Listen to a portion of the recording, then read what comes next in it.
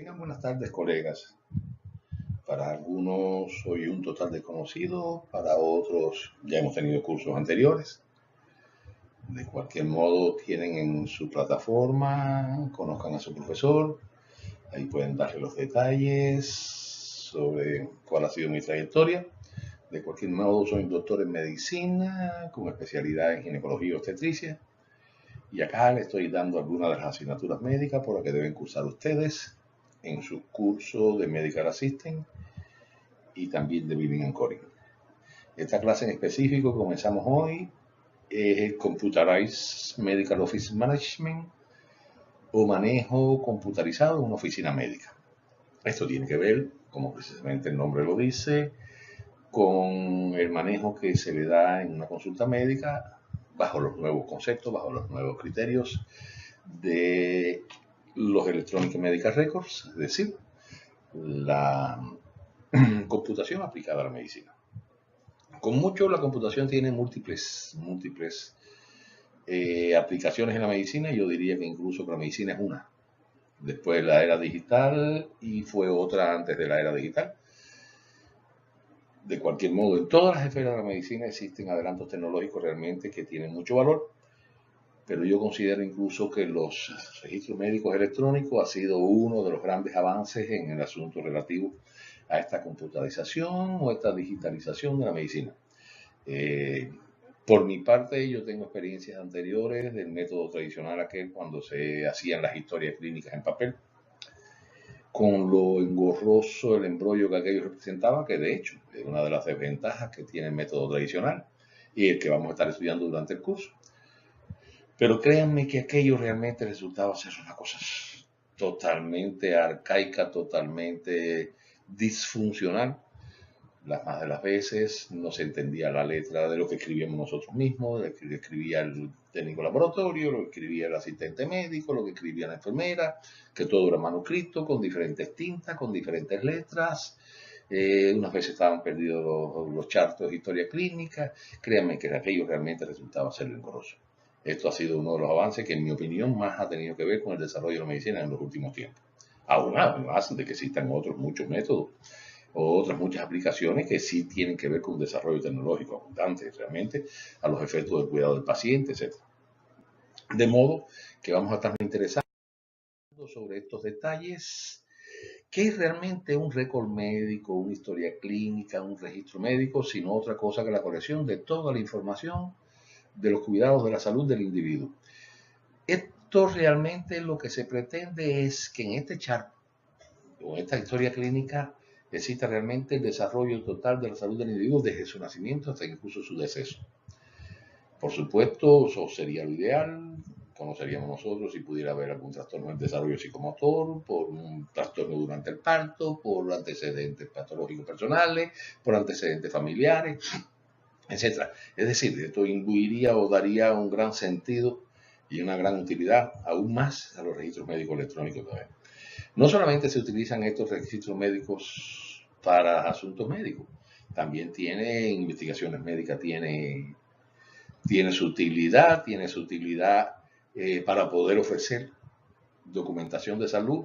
Y existe un término que yo creo que relata todo lo que significa lo que puede hacer una historia clínica, o lo que puede hacer un chart clínico, lo que puede hacer un registro clínico, un récord médico, etc. Y eso se dice muy bien en inglés. If it isn't documented, it never happened. Es decir, lo que no se ha documentado nunca ha sucedido. De modo que nosotros podemos tener una atención muy brillante, una atención muy capaz con el paciente, que si definitivamente no documentamos todos los hechos que se efectuaron, no solamente no podemos demostrarlo, sino que incluso los efectos legales pudieran atentar contra nosotros, contra nuestra personalidad, contra nuestra integridad, etc. Una de las tareas más específicas que mantiene un trabajador sanitario es mantener la exactitud de todos los récords que se pongan o de todos los documentos que se viertan en un registro médico electrónico o un registro médico cualquiera. Ahora, en esta semana en específico vamos a tratar sobre, o como ya lo dice la asignatura, sobre los registros médicos electrónicos o sobre el manejo computarizado en una oficina médica. Y el objetivo realmente durante esta semana debe ser que se familiaricen con una historia clínica o con el contenido que posee una historia clínica electrónica. que identifiquen las funciones básicas de un registro médico electrónico, que ejecuten algunos de la gestión de datos y mostrar usos, y además discutir la privacidad, confidencialidad y seguridad relacionadas con estos registros médicos electrónicos. Nosotros tenemos o vamos a trabajar con una plataforma exterior que realmente lo que va a hacer es adiestrarlos a ustedes en el manejo de un registro médico computarizado. No es con mucho, el único método que se sigue en Estados Unidos, el SimChart, es uno más de los métodos que se siguen en Estados Unidos. Lo ideal sería que existiera una concatenación y quizás un sistema único de hacer estos registros médicos electrónicos, pero eso de hecho casi que es una utopía pensar en ello, aún a pesar de que se esté tratando de hacerlo. Y el SimChart es uno de los métodos de registro médico electrónico. Es decir, yo por ejemplo he trabajado, que yo recuerde, con 7 registros médicos electrónicos. A la vez que estoy fuera de ellos durante 6 a 7 meses, créanme que ya tengo que casi que reentrenarme otra vez. Luego, ustedes no se sientan frustrados cuando en algún momento que estén trabajando con la plataforma exterior no puedan hacer algo, porque es que realmente lo que necesita es horas de web. Lo que necesitan realmente es horas que estén relacionados con estos registros médicos electrónicos, cualquiera sea el método que se utilice. Así que entonces, definimos un registro médico electrónico como un registro que compone, organiza y estructura el contenido de todo el historial médico del paciente. Es lo que le venimos diciendo anteriormente, que utópicamente es desde el nacimiento del paciente hasta la muerte de él. Se trata de una versión computarizada para otro de lo que fue el registro médico en papel, es decir, a los efectos del uso que se le da a un registro médico electrónico y un registro médico tradicional es realmente lo mismo. No estamos hablando de cosas diferentes, sino que realmente es diferente el método, como eso se colecta, el método como se almacena la información, el método al que se tiene la información, etc. Para otros, la agrupación de documentos que involucra los datos, informaciones y valoraciones del personal de salud de cualquier naturaleza sobre la situación de la evolución del paciente, desde cualquier etapa de su asistencia. Pero además de esto, lo que debemos tener también en consideración, que va a ser uno de los capítulos de esta clase inicial, ha de ser que no solamente involucra aspectos clínicos del paciente, también involucra aspectos administrativos, también implica aspectos financieros, etc. Así entonces, son 3 grandes los grupos o los tipos de informaciones que agrupa un registro médico electrónico. La información administrativa yo diría que voy a ponerla en primer lugar ante la información clínica, porque realmente en el orden que el paciente concurre o asiste a una oficina médica, se le toman primero los datos administrativos. Después se le toman los datos clínicos y después entonces toda la información legal, que también se relaciona un poco con la información administrativa. De este modo, este documento, este registro médico electrónico, además de tener esta información, además de tener una información clínica, una información administrativa y una información legal, tiene también curso legal. Es decir, estamos hablando de un documento que realmente tiene curso legal, que realmente no solo debe conservarse por la protección de la salud del paciente, sino además debe conservarse porque es evidencia de todas las atenciones de salud que se ha tenido con el paciente y puede cursar como un elemento legal en algún momento. Incluso, de hecho, es muy frecuente que se utilice como argumentos legales. Entonces, por ejemplo, existen formas legales que se adicionan o formas o consentimientos que se adicionan a la parte legal de un registro médico electrónico, como por ejemplo, do not resuscitate, es decir, el paciente cuando se lesiona él mismo, que en caso que involucre algún compromiso vital, que no se le haga maniobra de resucitación. Se documentan además consentimientos que el paciente autoriza que se le brinde información a otros centros médicos y a su vez que otros centros médicos puedan solicitar información. Cuando digo centros médicos, digo oficina médica, cualquiera sea la dimensión que sea.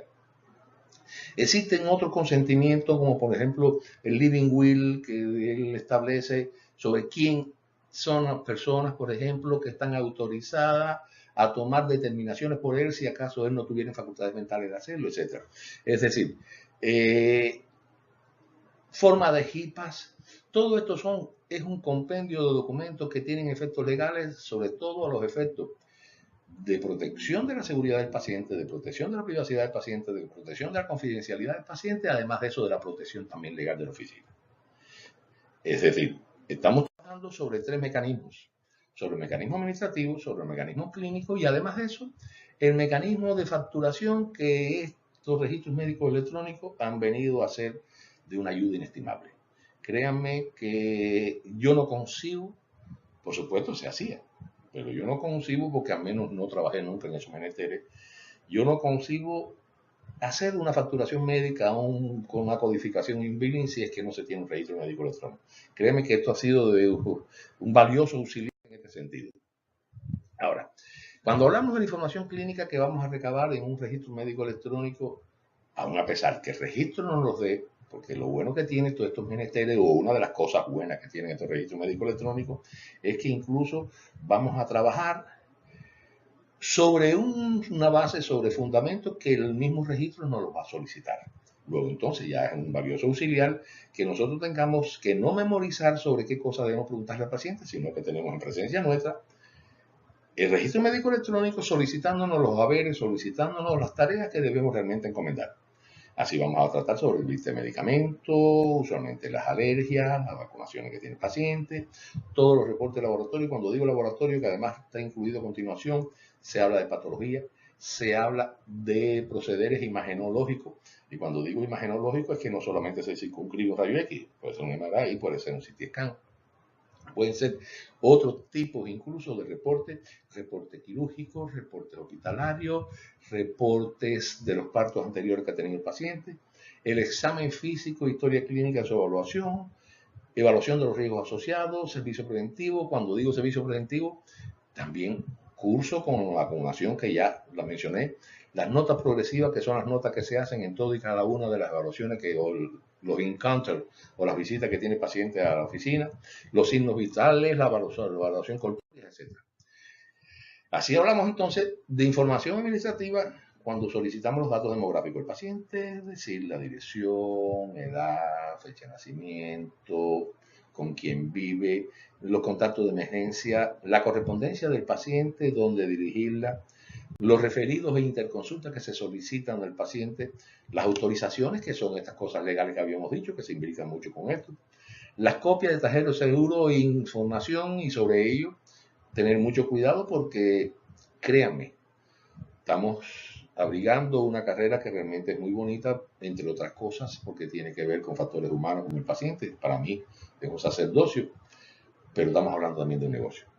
A menos que la oficina médica gane dinero, pueden pagarnos nosotros salario. De otro modo, nosotros no tenemos utilidad ninguna, de otro modo no tiene sentido ninguno que trabajemos, porque estamos hablando de que estamos en un negocio que debemos solventar, un negocio que debe ser eficiente, un negocio que debe ser... Y en esto las autorizaciones tienen mucho que ver. De nada vale que el paciente venga, se ve en consulta, se le haga un MRI, se le haga un CT scan, se le haga un análisis de laboratorio, cuando el paciente no tenía autorización del seguro. Y eso nosotros en ocasiones, como Medical Assistant administrativo, tenemos que, si bien no somos los responsables de verificar eso, sí somos los responsables de que eso se verifique. Repito, como Medical Assistant administrativo. También va a tener la forma HIPAA 5010, que es la forma usual que se hace los claims electrónicos, o la forma 1050 cuando la de esa forma se hace a través del correo normal. Los Billing Account Ledger, que no es otra cosa que la correspondencia que se sigue en el paciente sobre su facturación, sobre el estado de la cuenta, sobre cuánto debe, cuánto no debe. El Superbill, que vamos a hablar sobre ello. La hoja diaria, que es los reportes diarios que se confeccionan en una oficina médica, sobre todo de las cosas que se hicieron, los pacientes que se vieron, todo eso. La historia de las visitas médicas, así como los códigos de diagnóstico, y esto es mucho más para ver la parte de codificación, etc. De este modo, el paciente se cataloga en dos grandes tipos: en pacientes nuevos o en pacientes establecidos. El paciente nuevo, cuando viene por primera vez a la consulta o viene por primera vez al grupo que interviene en esa consulta, trátese, por ejemplo, si son dos reumatólogos y es la primera vez que el paciente viene realmente a esa consulta a atenderse con ese grupo o ese tipo de especialista en la localidad nuestra, es lo que quiero referirme. Ese es el paciente nuevo. Y el paciente establecido es el paciente que en un periodo de 3 años, recuerden, 3 años, participa una o más veces en las consultas, en los servicios que se brindan o que se rinden en esa consulta médica, o en ese grupo de especialistas, o en ese grupo de médicos que actúan bajo esa locación, bajo ese TAS ID number que se denomina. De este modo, existe el paciente nuevo, que es el que no ha venido un periodo de 3 años, y el paciente establecido, el que ha venido 1 o más veces durante ese periodo de 3 años. Además de eso, Es decir, el paciente interno, que es el paciente que está admitido en un hospital, y el paciente ambulatorio o outpatient, que es el paciente que se atiende de forma ambulatoria, como el nombre lo dice. Existen detalles que son aparecer nimios, pero que realmente ayudan a que una oficina médica se desarrolle realmente como corresponde. Por ejemplo, de nada vale que tengamos un paciente dos veces puesto en la oficina médica, y de nada vale que tengamos un paciente que sea ausente. ¿Cómo evitar que un paciente esté duplicado en una consulta médica? El paciente incluso podemos correr el error o podemos correr el riesgo de que no solo que esté dos veces en la consulta médica, sino que incluso que esté dos veces en la consulta médica con nombres diferentes. Así, nosotros tenemos que registrar a ese paciente con el nombre real con que aparece en la tarjeta de su seguro médico. Ese señor puede llamarse Luis Alberto, pero si en la tarjeta de seguro médico aparece como Luis Manuel, va a ser Luis Manuel, porque es que definitivamente ese Luis Manuel es como el seguro médico nos va a pagar a nosotros. De otro modo, tenemos que entrar en un proceso de desgaste que es, créanme, que es abrumador. Así, para evitar que un paciente esté duplicado, siempre se realiza una búsqueda del paciente antes de dar por ingresado un paciente nuevo. Debe crear el chart de paciente en el registro médico del paciente con el nombre que aparece en la tarjeta del seguro, no con el nombre que el paciente nos refiere. La más de las veces, o la más de las veces no, hay ocasiones que un paciente no le gusta uno de sus nombres y realmente nos da a nosotros el nombre con que le es usual. Yo, por ejemplo, a los efectos legales, soy Luis Mariano, cuando realmente en Estados Unidos es Luis las más, o unas veces Luis M en algunos momentos. Entonces, revisar los nombres del paciente antes de esta fecha. ¿Cuántas veces no se da incluso de que una mujer, una vez que es casada, cambia su apellido? Y créanme que esto resulta ser engorroso a los efectos del pago del seguro. Nos toma mucho tiempo como realmente se habla cuando uno está hablando del dinero, el valor real del dinero. Es decir, cuando el dinero tiene valor para nosotros, cuando lo tenemos en nuestro momento, en este instante, no cuando vamos a tenerlo entre 3 meses ni 4 meses. Luego, si la oficina médica tiene cuentas por cobrar y se pospone eso, créanme que el flujo de efectivo en una cuenta, el flujo cash de una cuenta de negocio realmente no es productiva. De modo que tenemos que tener cuidado con estos detalles, porque esto no puede tornar realmente engorroso el cobro de los haberes que se han hecho por ese paciente. También los datos demográficos, estos debemos desarrollar todos los datos del paciente. Es decir, cómo identificar al paciente propiamente dicho, a más de que tomemos el nombre que aparece en su tarjeta de seguro, que se escanee esa tarjeta de seguro. Es decir, tenerla en nuestra presencia. La información del guarantor o la persona que puede, en ausencia del paciente, sustituir o brindar informaciones, y además de brindar informaciones, realizar los copagos, realizar el copayment de los seguros, etc. Además de la tarjeta de seguro, de todos los detalles que debemos corroborar en el seguro. En el caso de los pacientes nuevos, existen algunas formas que uno debe llenar, algunas formas que uno debe tener, sobre todo ser profesionales. Es decir, estos registros médicos, lo bueno que tienen es que incluso incluyen cartas de recibimiento al paciente, de bienvenida al paciente, que se le debe enviar al paciente por la vía de correspondencia que ellos deseen, que ellos no hayan dicho a nosotros qué hacer. Además de darle todas las formas al paciente para que el paciente no las llene, todos los consentimientos, sin eso incluye el Medical Record Release, que cuando él autoriza a que se dé información sobre él, el Medical Record Request, cuando él nos autoriza a solicitar información sobre una oficina anterior que participó, sobre una hospitalización que tuvo, etc. Las notas de privacidad, todo lo que se debe dar, el Bill of Rights, es decir, un Power of Attorney, son todos documentos legales que le había dicho anteriormente. Ahora, ¿quiénes tienen derecho realmente a adjuntar o a poner información en un registro médico electrónico? Los propios médicos, los nurse practitioners, los physician assistants, los enfermeros, es decir, estoy mencionando a las personas que tienen que ver con la atención y cuidado de la salud del paciente. Los asistentes médicos, los recepcionistas, los terapistas, trabajadores sociales, codificadores y facturadores, y todas las personas que el propio proveedor o oficina médica autorice a trabajar con estos registros médicos electrónicos. Cuando así decimos, vamos a estudiar posteriormente quiénes son realmente o qué forma tienen de proteger esa seguridad, esa confidencialidad del paciente, compartimentando la información que se puede proveer a cada una de las partes. El récord médico realmente es propiedad de la oficina. Es propiedad de la oficina bajo la observación del paciente. El paciente es quien controla la información que se puede o no poner, pero más que se puede o no poner la que él desea que se comparta. Así el paciente tiene derecho a ver la información cuando lo desee, firmar un release. El paciente tiene derecho a restringir el acceso de su información médica, a arreglar errores. Todo esto lo vamos a ver repetidamente. La oficina médica puede imponer cargos por su acceso, lógico. Cada vez que el paciente quiera ponerse a revisar su récord médico y que nosotros tengamos que destinar a una persona para que esté en presencia del paciente, para que el paciente no pueda incluso ni modificar esos récords médicos, es salario que tenemos que estar pagando a una persona. Luego, entonces, esto tiene sus haberes. La oficina médica, como propietaria de toda la información médica, tiene derecho a cobrar por sus haberes, trátese del paciente o trátese de una tercera parte.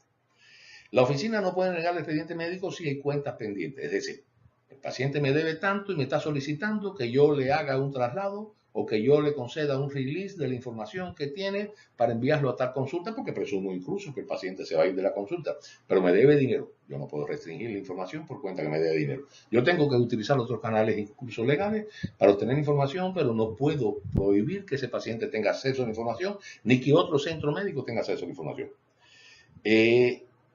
Una de las excepciones que tiene ese paciente para poder ver su récord médico es lo que se denomina el professional discretions, es decir, cuando se sospeche que incluso que el paciente tiene problemas emocionales, tiene problemas psiquiátricos, etc., se puede muy bien tomar la decisión de no darle acceso al paciente a que pueda revisar su expediente médico. ¿Qué debe reunir un registro médico electrónico para que realmente trabaje de un modo eficaz? Bueno, debe tener tiempo o permanencia que no sea capaz de ser borrado. Es decir, que cada vez que se vaya a utilizar en el futuro, exista todavía la permanencia de eso. Que sea confidencial, que tenga accesibilidad y disponibilidad siempre que querramos y en el sitio que estemos cuando dispongamos de internet. Porque no solamente nosotros podemos trabajar en la consulta. Hay veces que el médico está en su casa en la noche o el medical assistant está en su casa en la noche y recordó un detalle sobre, por ejemplo, que le puede considerar de que haya sido importante y debe tener acceso a ese registro médico electrónico. Que tenga calidad y control, que se controle bien esa calidad y además eso que tenga seguridad. De esto vamos a ver. De esto vamos a ver realmente. ¿Qué metas entonces debe poseer un registro médico electrónico para que realmente sea fiable, para que realmente tenga valor, para que realmente cumpla el cometido que se pretende en una oficina médica? Es decir, promover la calidad, la seguridad, eficiencia y reducir la disparidad en atención de salud. Y cuando decimos disparidad en atención de salud, es que en unos sitios se atienda mejor que en otros sitios. Que en unos sitios el paciente tenga una atención mucho más esmerada que en el sitio que nosotros proveemos. Que en algunos estados pueda tener el paciente una atención superior a otros estados. Y lo que se pretende es que no existan disparidad en la atención de salud. Que involucre a pacientes y a familias. Que mejore la condición, la comunicación, vamos a decirlo, la coordinación entre los que son los cuidadores sanitarios y la población en general. Además de mantener la privacidad y seguridad, que esto se va a mantener siempre. Esto va a ser el ABC de los registros médicos electrónicos. E incluso vamos a estudiarlo a más profundidad en esta propia clase. De modo que desde el año 2011 se está tratando de implementar los registros médicos electrónicos. Esto fue la llamada etapa 1, que fue en el año 2011 y 2012, que se pretendía capturar los datos y que al menos las oficinas médicas tuvieran un 40% de los datos demográficos de su paciente. Esto se incrementó a que en el año 14 o 17 se tuviera el 100% de todos los datos demográficos del paciente y hasta el 50% de toda la información de todos los pacientes. En estas dos etapas iniciales se estimuló sobremanera que las oficinas médicas pudieran poner los registros médicos electrónicos. Uno de los inconvenientes que tienen los registros médicos electrónicos es realmente el costo. En ocasiones se tornan onerosos, en otras ocasiones son bastantes, aun cuando yo pienso que tienen un modo de resarcirse estos costos muy rápidos. Siempre he prometido tratarme de hacer un estudio sobre estos métodos, sobre los costos y cuánto significa el resarcimiento de los costos, y no lo he hecho. voy a tratar de hacerlo porque definitivamente eso tiene realmente una utilidad muy buena. En ese momento entonces el gobierno promovía la posibilidad de que las oficinas lo pusieran y daba crédito blando, daba disposiciones fiscales o excepciones fiscales a la oficina que lo ponía. Incluso incrementó el pago a través del Medicare y Medicaid del 2% de los de lo que había biliado, o facturado una oficina médica para estimular el crecimiento de estos registros médicos electrónicos. Ya en esta etapa ulterior, ya que llega, comienza ahora desde esta fecha, ya incluso lejos de estar promoviendo esto, lo que están incluso es sancionando a las oficinas médicas que no tengan los registros médicos electrónicos. De modo que incluso hasta el 2% están descontando de todos los haberes. Supongo usted en una oficina médica que factura 2 millones de dólares. Estamos hablando de que el 2% de esos millones de dólares no es una cosa despreciable. Estamos hablando de alrededor de 2 millones de dólares, 2%, estamos hablando de 200 mil dólares. Es decir, estamos hablando, perdón, de 20 mil dólares. Estamos hablando de cifras de 40 mil dólares y del 2%, etc. Es decir, ya o lo deben tener intuido, implementado, o deben trabajar con ellos, porque incluso existen registros médicos electrónicos, esto a lo que se tiene acceso de modo free, de modo gratis. Que no lo tengan realmente porque no lo quieren. Yo conozco oficinas que no lo tienen todavía.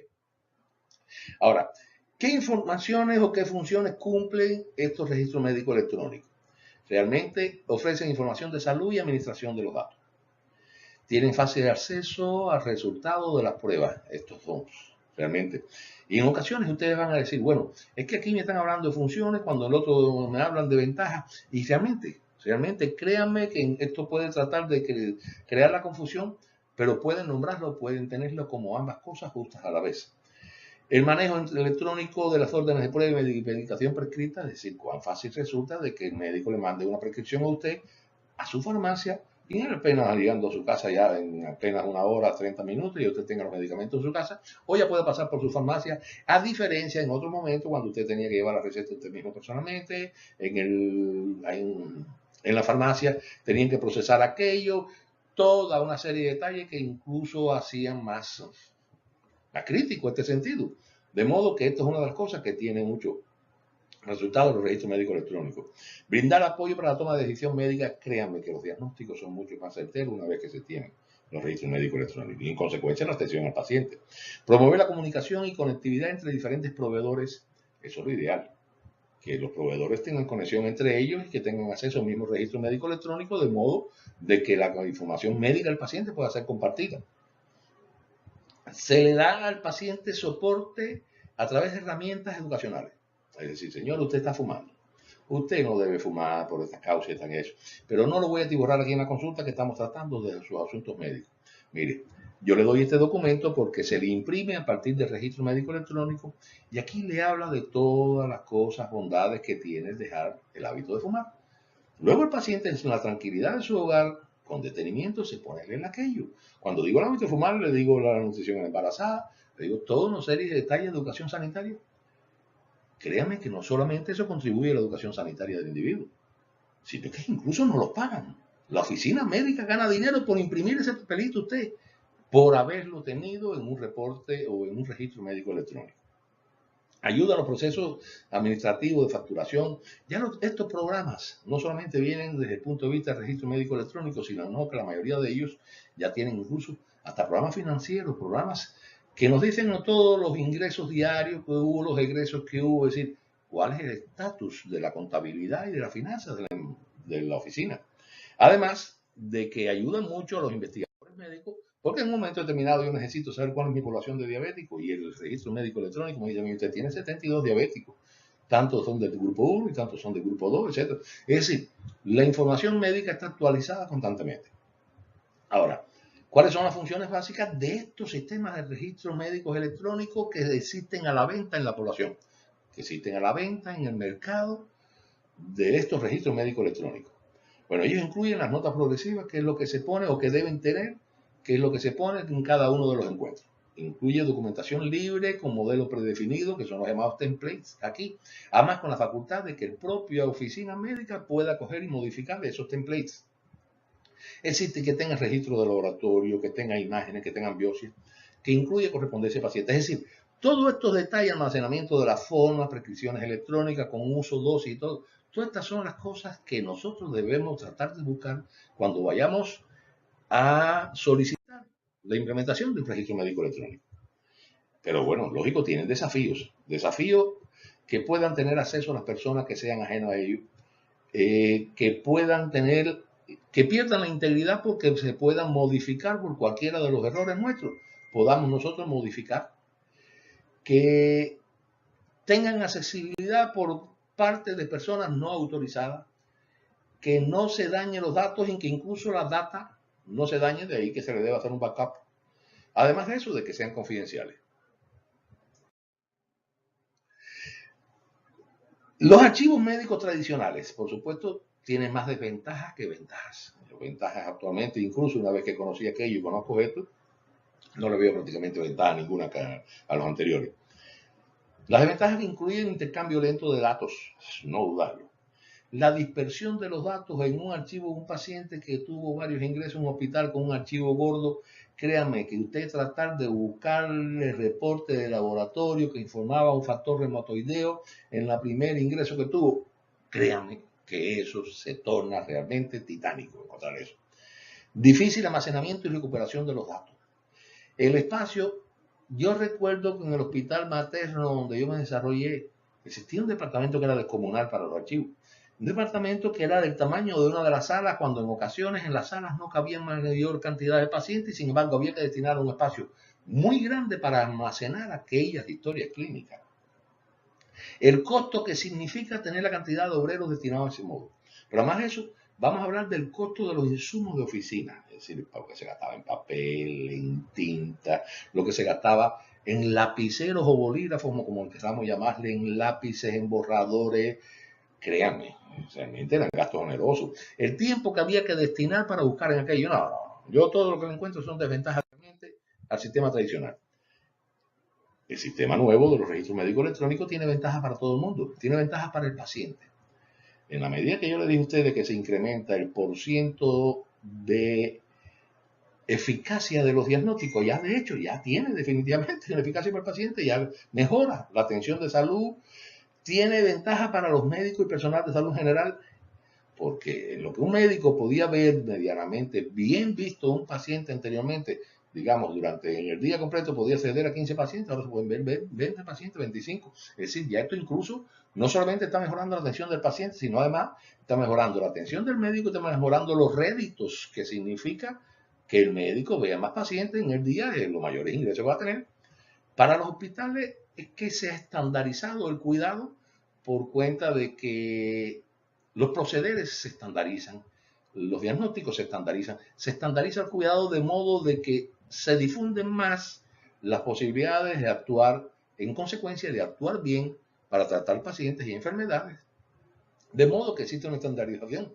Y el sistema de salud general, créame, que se estandariza porque para unos sitios la mortalidad infantil incluye hasta tal fecha, para otros sitios incluye hasta... No, cuando se estandariza, cuando hablamos de estandarizar es que todos incluso contribuyen o todos tienen la posibilidad de que se tomen o se trabaje sobre las mismas estadísticas. Ahora, se sigue pensando en las ventajas que tienen. Mejora de la calidad y continuidad de la atención. El manejo del paciente con condiciones crónicas se mejora notablemente porque tenemos todos los detalles, todas las patologías de toda su evolución en nuestra presencia. La preparación y respuesta ante los desastres también se mejora porque incluso aquí tenemos que hacer las salvedades, que tenemos que hacer backup frecuentes, de modo que si en algún momento se nos dañara la computadora, se nos dañara el sistema, nosotros podamos tener toda la data, toda la información esa disponible. Se aumenta la eficiencia, como lo dije, y mejora la documentación.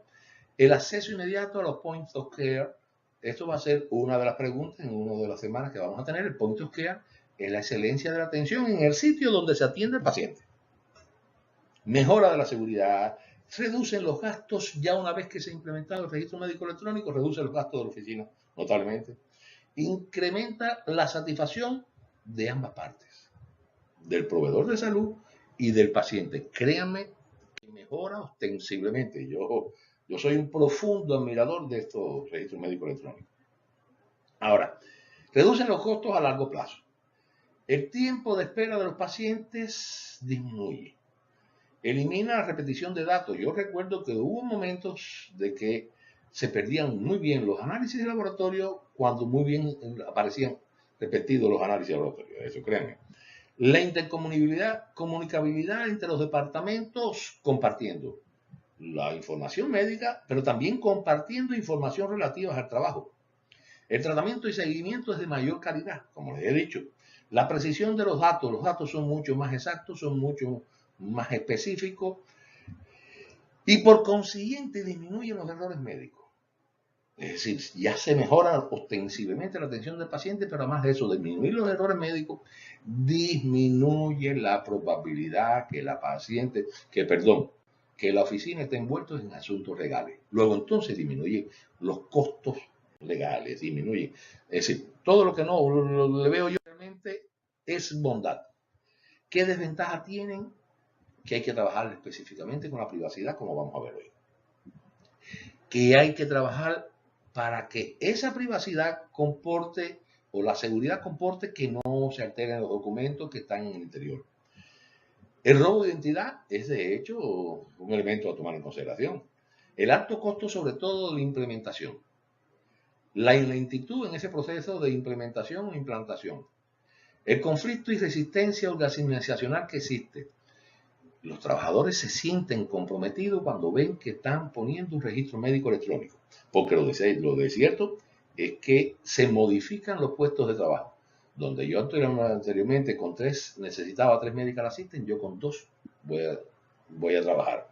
Pero en que solamente con 2 voy a trabajar, sino que el tercero me sobra y ese tercero que me sobra, como no sabemos quiénes de los 3 medical assistants somos los que vamos a sobrar en específico, uno quizás no siempre sobra, ni mucho menos, entonces ya se opone resistencia a eso, ya se es incluso reticente al cambio y eso puede traer demoras incluso en la implementación, cuando no incluso que fracase esa implementación. Esto es un diagrama que yo hice realmente que nos instruye o nos dice sobre cómo realmente las ventajas que tienen estos métodos tradicionales, este método de registro médico electrónico. Por el método tradicional, aquí le estoy poniendo, el paciente iba a su oficina médica, pasaba por la recepción, le tomaban sus datos, se veía con el médico le indicaba unos laboratorios que tenía que irse a hacer el paciente por sí mismo. Tenía que venir aquí al laboratorio, tenía que venir a los rayos X, etc.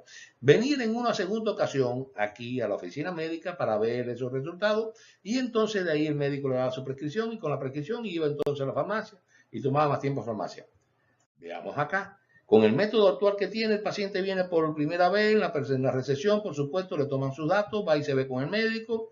En el propio día le toman el laboratorio y cuando le toman el laboratorio en el propio día y le toman los rayos X, al día siguiente puede muy bien estar el resultado y no necesariamente tiene que venir el paciente a consulta. Ya se le envía su prescripción incluso a la farmacia y el paciente puede tener su prescripción al día siguiente cuando no el mismo día. Fíjense cuánto notablemente de mejora de la atención médica, cuánto puede mejorarle la evolución de la enfermedad y cuánto puede mejorar la satisfacción del paciente. De este modo, se debe tratar de procrear que los empleados sean multitask, es decir, que hagan tareas múltiples. No tiene sentido en absoluto que tengamos una persona dedicada a la recepción y que otra persona esté dedicada a los referidos, que por supuesto va a ser así. Cuando nos faltó el referido, ¿qué nos hacemos? Nos quedamos cojos. Pero bueno, vamos a tratar en lo posible de que las personas conozcan todas esas labores.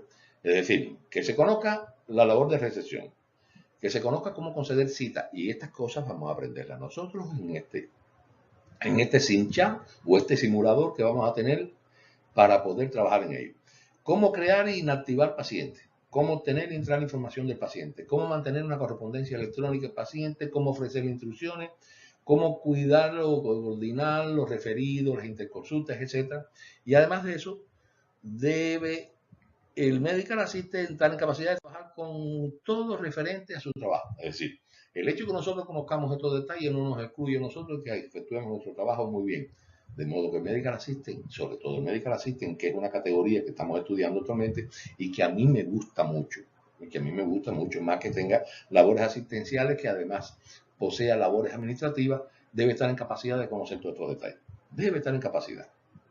Así cómo someter un superbill, que vamos a estudiar posteriormente qué es lo que es, cómo manejar el estado de cuenta, cómo los codificadores asignan código, cómo esos códigos actúan para trabajar a través de los reembolsos o ganar reembolsos, cómo trabajar con estos registros médicos electrónicos cuando uno incluso se está en posesión de un registro médico electrónico para los efectos de auditoría, es decir, para los efectos de chequear nuestro trabajo y cómo mejorarlo. Vamos a trabajar entonces, vamos a hablarnos sobre estos temas que, créanme, pueden crear o pueden tratar de ser confusos, porque es que estamos hablando de 3 detalles muy importantes que deben comportar un registro médico electrónico y que pueden ser vulnerables. Estamos hablando de la privacidad, la confidencialidad y la seguridad, que son mandatorios a través de HIPAA. Ustedes han oído hablar de eso. Vamos a centrarnos en confidencialidad y privacidad ahora, pero vamos a posteriormente hablar de lo demás. Son intercambiables estos métodos y lo de cierto es que en ocasiones podamos confundir los términos, pero no importa que confundamos los términos. Lo de hecho es que tengamos trabajo que sea realmente compatible o que realmente sea un trabajo completo con relación a la confidencialidad y la privacidad. Confidencialidad es el derecho del individuo a mantener privada su información. Eso es algo confidencial. Es decir, yo como individuo, yo como paciente tengo derecho a que mi información sea privada. Y la privacidad es el derecho del individuo a controlar y a compartir su información con quien él desee. Es decir, la confidencialidad es el derecho que yo tengo a mantener esa información mía, que sea privada. Y la privacidad es que esa información yo puedo muy bien compartirla con quien yo desee. De modo que esto es uno de los documentos que se firman, documentos legales, el release de información o el request de información, cuando yo autorizo a que se comparta mi información o cuando yo autorizo a que se solicite información sobre otras oficinas médicas donde yo me atendí.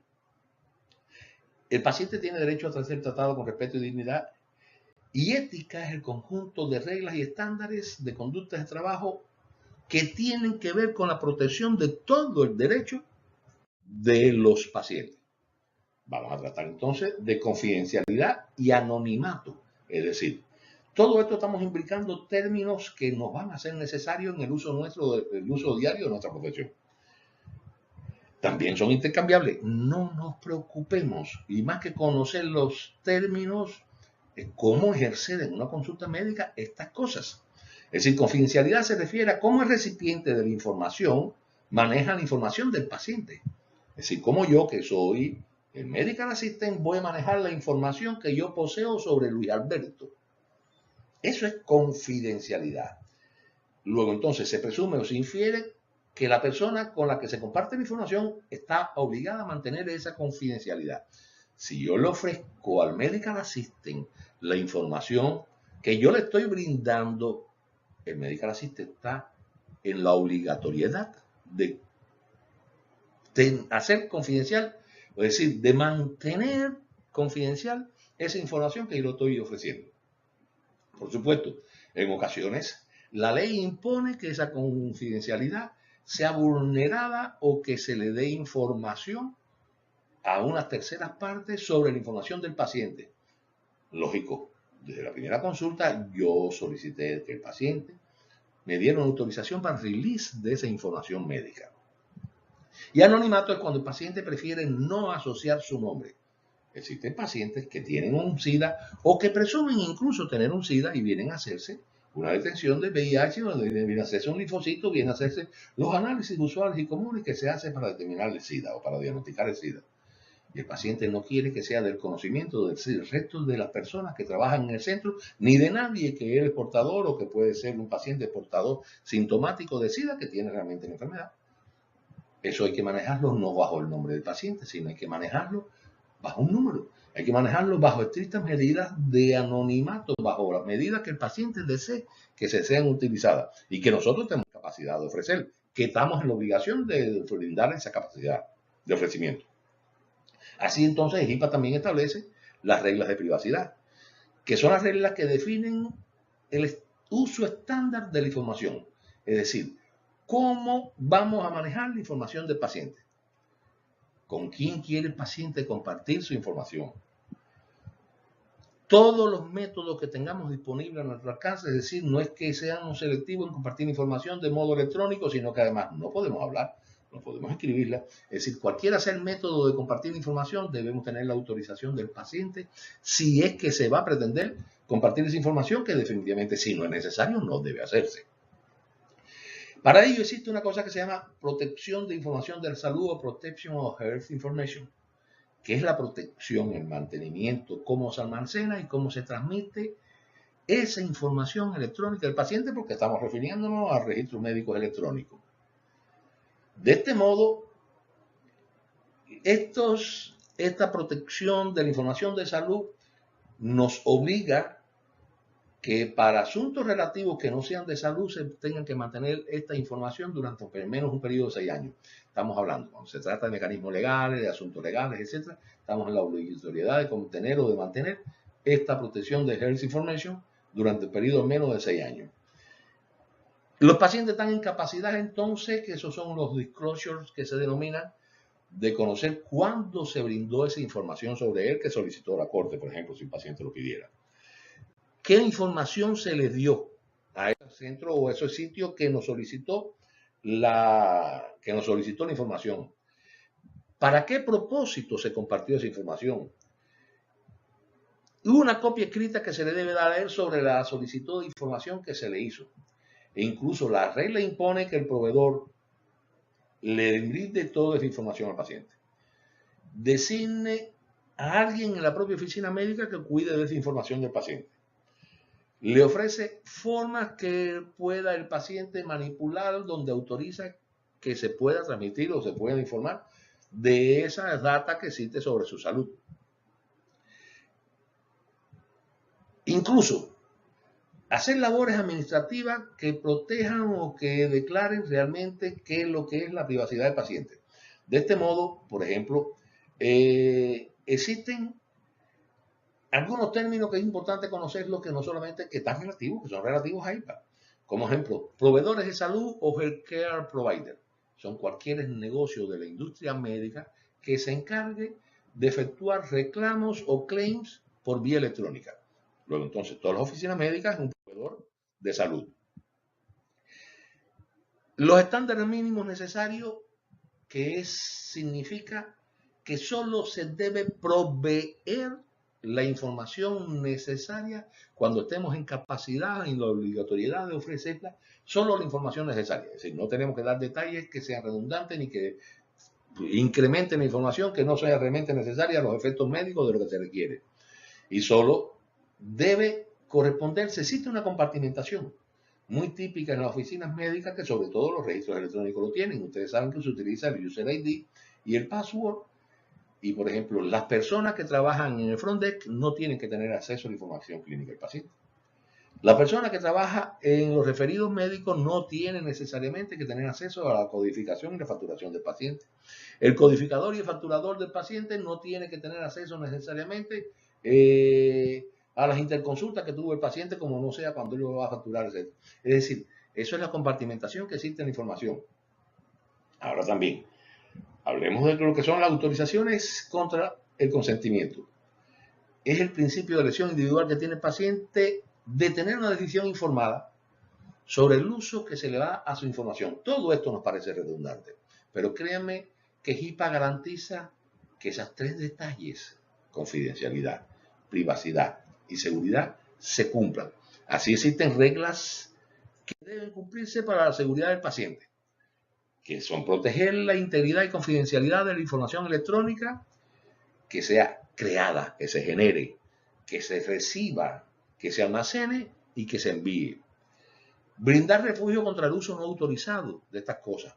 Crear un escudo contra la posibilidad incluso de que exista cualquier hacker, cualquier pérdida de la seguridad de la información. Y que garantizar que todos los usuarios que tengan acceso a los registros médicos electrónicos cumplan con estas normas. De este modo, estamos siendo redundantes sobre privacidad, sobre seguridad, y lo de cierto es que en una oficina médica deben tener 3 grandes tareas encargadas de proteger todos estos detalles. Son tareas administrativas, tareas físicas y tareas técnicas. Por ejemplo, El análisis y el manejo del riesgo que compone en una oficina médica la implementación de un registro médico electrónico y su uso diario. Las políticas de sanciones contra las personas que violen estas tres cosas que estamos hablando de IPA.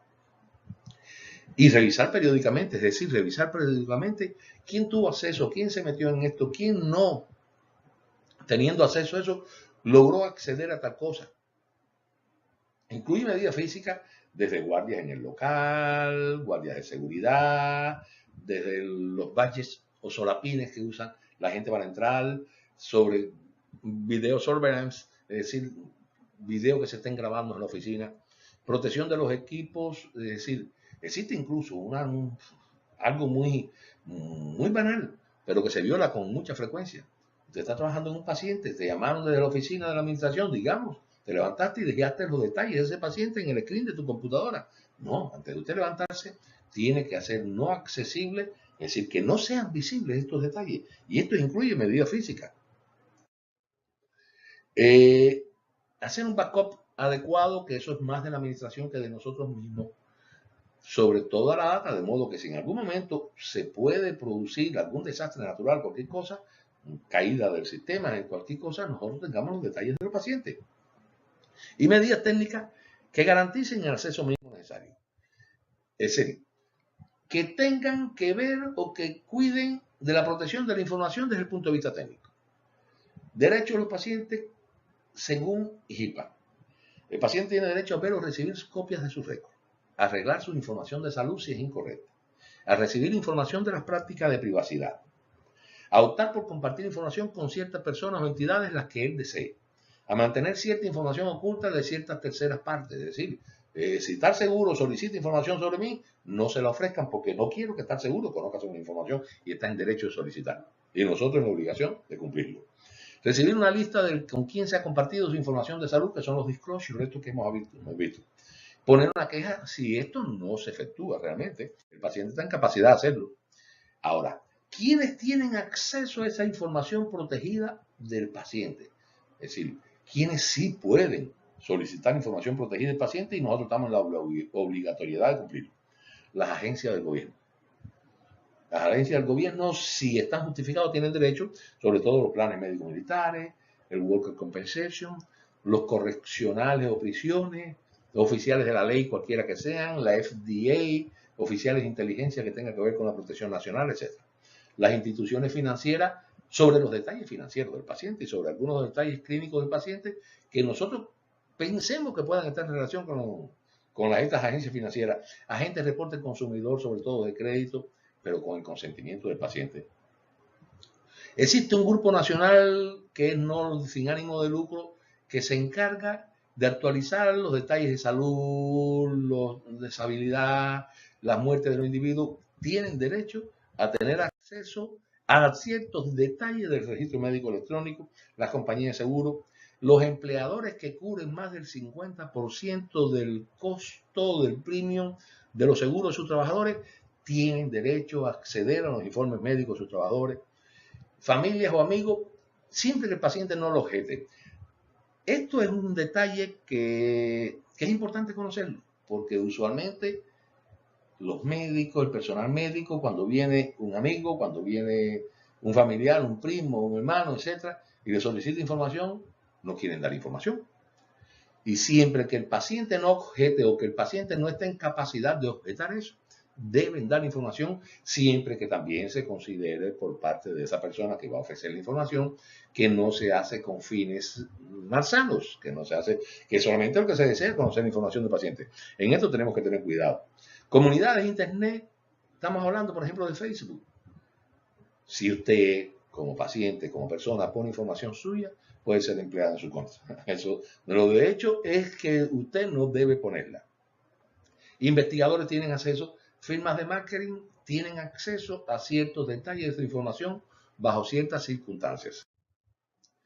Ahora, ¿cómo los pacientes pueden proteger su información? Los pacientes pueden proteger su información de varios detalles. Revisar su expediente médico para conocer su exactitud. Es decir, como está en capacidad de revisarlo, puede proteger su información sobre qué detalles en específico quiere que no se comulguen, etc. Solicitar un registro de la divulgación, es decir, aquí se le ha ofrecido información médica mía. Solicitar ser restringida su información médica. Si no quiero que se comparta, no, así lo pido, así lo solicito y es mi uso personal que puedo hacer. Solicitar que su correspondencia sea enviada, por ejemplo, a una localización alterna, no a mi casa. Yo quiero que la información médica mía me la manden a casa de mi hijo. Más nada, porque es que yo no quiero que mi esposa, digamos, tenga acceso a la información médica mía. Estoy en libertad de elegir. Otra libertad de elegir, que por supuesto no siempre puede cumplirse, es que el paciente pague de su bolsillo y no involucre terceras partes. Porque entonces nadie tiene que revisar de mi información médica por cuenta que yo soy el que yo pago por yo mismo. Yo el seguro no tiene que interesarse por mí, ni mucho menos porque yo estoy pagando yo.